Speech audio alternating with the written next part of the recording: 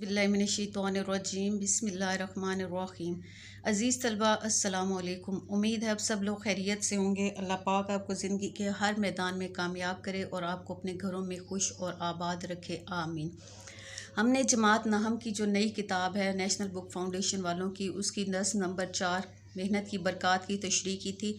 उस वक्त हमने इसके मशक़ी सवालात नहीं किए थे, तो बहुत से बच्चों ने कहा कि मैं मेहनत की बरक़ात के मशक़ी सवालात भी करवाएं। तो आज इस वीडियो में जो है मैंने आप लोगों की इस नज़्म मेहनत की बरक़ात के जो है मशक़ी सवालात उन पे वीडियो बनाई है। उम्मीद है आप लोगों को पसंद आएगी। अगर मेरी वीडियो पसंद आए तो मेरी वीडियो को लाइक करें, सब्सक्राइब करें और अपने दोस्तों में शेयर भी करें और बेल आइकॉन का बटन लाजमी दबा दें ताकि मेरी हर नई आने वाली वीडियो आप तक बर वक्त पहुँच सके। तो इसमें जो है आप लोगों का जो हिस्सा शेर होता है, पहला आप लोगों का MCQs होते हैं, फिर हिस्सा नसर होता है, हिस्सा शेर में जो होता है आप लोगों को नज़मों और गज़लों में से जो है अशार दिए जाते हैं और उनसे मुतल्लिक़ नीचे सवालात दिए जाते हैं जिनके जवाबात आपने देने होते हैं। तो इसमें भी जो है आप लोगों का ये जो फर्स्ट इसका बंद है, इसमें जो है 7 बंद हैं और ये मुसद्दस की हियत में लिखी गई है। मुसद्दस जो होती है 6 मिसरों वाली नज़्म को कहते हैं। तो इसमें ये जो पहला बंद है, मुशक्क़त की ज़िल्लत जिन्होंने उठाई जहाँ में मिली उनको आखिर बढ़ाई, किसी ने बग़ैर इसके हरगिज़ न पाई, फ़जीलत न इज़्ज़त न फरमा रवाई, निहाल इस गुलिस्तान में जितने बड़े हैं हमेशा वो नीचे से ऊपर चढ़ें। तो ये बंद जो है इसमें उन्होंने दिया है मश्क में और इसके जो हैं आप लोगों ने सवालात के जवाबात लिखने। तो हम इसका देखते हैं पहला सवाल क्या है। कि सवाल है मुशक्क़त की ज़िल्लत जिन्होंने उठाई जहाँ में मिली उनको आखिर बढ़ाई। किन लोगों को दुनिया में बड़ाई मिलती है? जिन लोगों ने दुनिया में मेहनत व मुशक्क़त की उन्हीं लोगों को दुनिया में बड़ाई मिलती है। फिर इसका अगला शेर है, किसी ने बग़ैर इसके हरगिज़ न पाई, फ़जीलत न इज़्ज़त न फरमा रवाई। इस शेर का मफ़हूम अपने अल्फाज में लिखें। तो इसका जवाब है कि मेहनत के बग़ैर किसी शख्स ने आज तक न कभी इज़्ज़त हासिल की और ना ही कभी उसे फ़जीलत मिली और ना कभी ऐसा शख्स हुक्मरानी हासिल कर पाता है। तीसरा इसका जो है शेर इसका है, निहाल इस गुलिस्तान में जितने बड़े हैं हमेशा वो नीचे से ऊपर चढ़ें। इस शेर का मरकज़ी ख्याल लिखें। अक्सर आपको जो है कोई ना कोई शेर दे दिया जाता है, उसका आपको सवाल नीचे आता है कि इस शेर का मरकज़ी ख्याल लिखें। तो हाली जो है वो कहते हैं कि इस बाग में जितने भी पौधे हैं वो हमेशा वो सब आहिस्ता आहिस्ता परवान चढ़ें। मतलब ये कि इस दुनिया के जो इंसान भी तरक्की करके आला ओहदे पर पहुँचे हैं वो इन सब की मेहनत का नतीजा है। यानी पौधा जब निहाल होता है, छोटा सा पौधा जब वो ज़मीन से निकलता है तो वो फिर आहिस्ता आहिस्ता ही बड़ा होता है। तो इसी तरह इंसान भी जो है वो आहिस्ता आहिस्ता जो है वो मेहनत करता हुआ स्टेप बाय स्टेप जो है वो आला ओहदे पर पहुंचता है और वो सब उसकी मेहनत का नतीजा होता है। फिर सवाल है कि हमारी ज़िंदगी में मेहनत की क्या अहमियत है, अपनी राय दीजिए। तो हमारी ज़िंदगी में मेहनत का बहुत बड़ा किरदार है कि मेहनत के बगैर किसी शख्स ने आज तक ना कभी इज़्ज़त हासिल की और ना ही उसे कोई फजीलत मिली। दुनिया में ये रौनक, खूबसूरती सब कुछ इंसान की मेहनत की वजह से है। दुनिया में उसी कौम ने तरक्की पाई जिसने मेहनत व मुशक्क़त से काम लिया और एक काहिल और आराम पसंद कौम कभी भी तरक्की नहीं कर सकती। यानी इस नज़्म में शायर मौलाना अल्ताफ़ हुसैन हाली ने हमें बार बार जो है मेहनत और मुशक्क़त करने की तलकीन की है कि मेहनत के बग़ैर ना तो कोई शख्स और ना ही कभी कोई कौम जो है वो तरक्की कर सकती है। अब देखें नीचे सवाल है कि दर्ज अशार के हवालों, शायरी के पस मंज़र, अंदाज़े बयान, शेरी महासिन, नज़्म के अज्जा जो हैं काफ़िया रदीफ़ के इस्तेमाल की वजाहत के साथ तशरीह करें।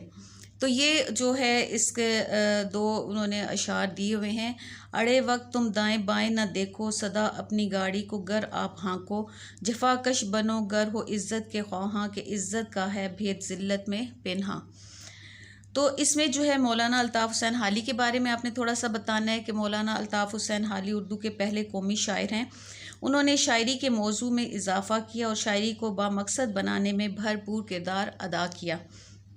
कौमी, इखलाकी, मजहबी और तालीमी मौज़ूआत को भी अपनी शायरी का हिस्सा बनाया। सादगी, सच्चाई और मकसदियत आपके ख़ास रंग हैं। तो ये आपने पहले थोड़ा सा उनके बारे में बताना है। फिर हाली शेर में फरमाते हैं कि जब भी इंसान पर मुश्किल वक्त पड़ता है तो उसे चाहिए कि अपने इर्द गिर्द सहारे मत तलाश करे, बल्कि अल्लाह ताला की ज़ात पर मुकम्मल यकीन रखते हुए अपनी मेहनत और मुशक्क़त जारी रखे। इस शेर में हांको और झांको जो हैं बतौर काफ़िए, काफ़िए क्या होता है, हम आवाज़ अल्फाज।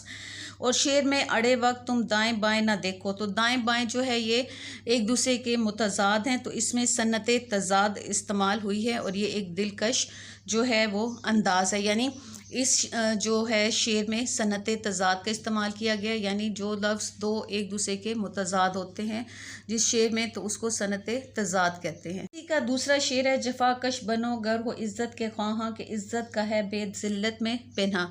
तो जफाकश बनो गर हो, तो इसमें भी जो है आप लोगों ने पहले यही बताना है कि मौलाना अल्ताफ़ हुसैन हाली उर्दू के पहले कौमी शायर हैं। उन्होंने शायरी के मौजू में इजाफ़ा किया और शायरी को बामकसद बनाने में भरपूर किरदार अदा किया। कौमी, इखलाकी, मजहबी और तालीमी मौज़ूआत को भी अपनी शायरी का हिस्सा बनाया। सादगी, सच्चाई और मकसदियत आपके ख़ास रंग हैं। तो इस शेर में वो फरमाते हैं कि अगर तुम इज़्ज़त की ख्वाहिश रखते हो तो तुम्हें सख्त मेहनत करनी चाहिए। मेहनत ही से इंसान को इज़्ज़त मिलती है।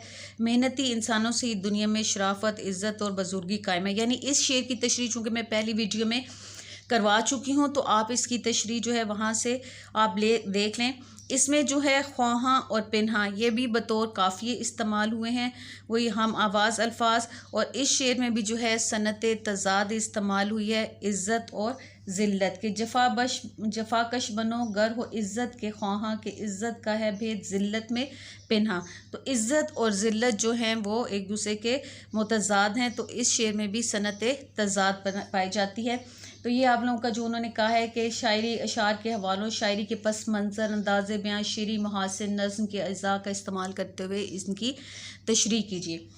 फिर आप लोगों का मुतशाबे अल्फाज की जो है वो तारीफ़ है आप लोगों की ग्रामर में, चूँकि आप लोगों की नज़्मों, गज़लों और असबाक के आखिर में जो ग्रामर है उसी में से आपके MCQs भी आते हैं।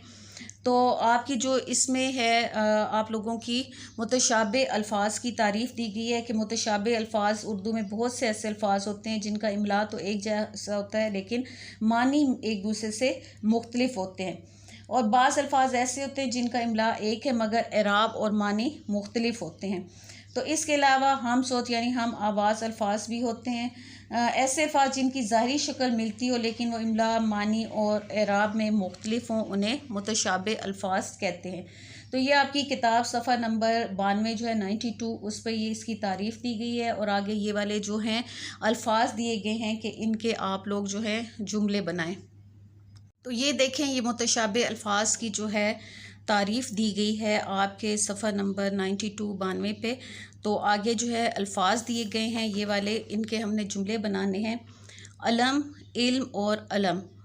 अब अलम क्या होता है? झंडा। सिपाहियों ने आज़ादी का अलम बुलंद किया। इल्म, इल्म हासिल करना हर मुसलमान मर्द और औरत पर फ़र्ज़ है। और अलिफ लाम मीम अलम होता है गम, दुख, रंज।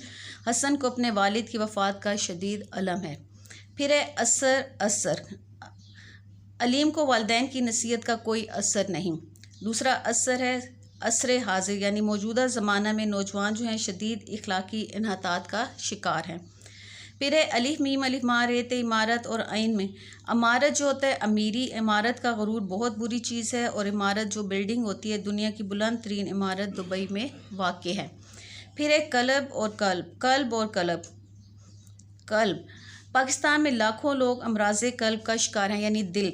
और क्लब जो होता है जैसे स्पोर्ट्स क्लब होता है, स्पोर्ट्स क्लब का मकसद एक महफूज और तफरीही माहौल बनाना है। फिर एक कसरत, काफ से रेते कसरत और काफ सी रेते कसरत। सवात में खुबानियाँ कसरत से पाई जाती हैं और कसरत करने से जिस्म में चुस्ती पैदा होती है, यानी वर्जिश, एक्सरसाइज। अगला जो सफ़ा है सफ़ा नंबर 93, उस पर जो है MCQs दिए गए हैं कि दर्ज कसीरुल इंतखाबी सवालात के दुरुस्त जवाब की निशानदेही करें। तो पहला है, इस नज़्म को क्या कहेंगे जिसके हर बंद में 6 मिसरे हों? सलासी, रुबाई, मुसद्दस या सोनेट। तो ये मुसद्दस है, यानी मुसद्दस वो नज़्म होती है जिसके हर बंद में 6 मिसरे होते हैं। कलाम में एक दूसरे के मुतज़ाद अल्फाज का इस्तेमाल क्या कहलाता है? तो सनत तज़ाद, सनत तकरार, सनत तालील या सनत मुबालगा। तो इसमें सनत तज़ाद यानी जो दो लफ्ज़ एक दूसरे के मुतज़ाद हो, जैसे अभी हमने देखा था इज़्ज़त, ज़िल्लत, तो ये एक दूसरे के मुतज़ाद थे, तो उसको सनत तज़ाद कहते हैं। मुखम्मस के हर बंद में कितने मिसरे होते हैं? 5, 4, 3, 2। तो मुखम्मस ऐसी नज़्म होती है जिसके हर बंद के 5 मिसरे होते हैं। हम आवाज़ अल्फाज को क्या कहेंगे? काफ़िया, रदीफ़, रोज़मर्रा या मुतशाबे। तो हम आवाज़ अल्फाज जो है वो काफ़िये कहलाते हैं। गज़ल के किस शेर में तखल्लुस का इस्तेमाल करना लाजमी होता है? मतला, मक्ता, मतले सानी या हुस्न मतला। तो मक्ता जो होता है वो गज़ल का आखिरी शेर जिसमें शायर अपना तखल्लुस इस्तेमाल करता है उसको मक्ता कहते हैं। यानी मक्ता में जो है शायर का तखल्लुस का होना ज़रूरी है। तो ये थी आपकी मेहनत की बरक़ात के जो है मशक़ी सवालात और MCQs। उम्मीद है आप लोगों को समझ आ गए होंगे। तो आप लोगों ने जो है ये लाज़मी आप लोगों ने ग्रामर जो है जितनी भी आप लोगों की नज़्मों गज़लों के एंड पे और असबाक के जो आखिर में दी गई है वो आप लोगों ने तारीफ़ें भी करनी है, वो हिस्सा कवायद में आएंगी। और ये उसी में से जो है आप लोगों के MCQs जो हैं वो आएंगे। पहला जो आपका सवाल होता है 15 नंबर के MCQs होते हैं वो उसी ग्रामर में से आते हैं। तो उम्मीद है आप लोगों को ये समझ आ गए होंगे। तो आप मेरी वीडियो को लाइक करें, सब्सक्राइब करें और अपने दोस्तों में शेयर भी करें।